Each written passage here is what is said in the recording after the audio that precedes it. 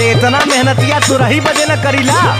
हाँ तो सुनियो ला बहुत होइबा तो प्यार के न रस पाइबा रात से जिया पे रजऊ तो रस जइबा।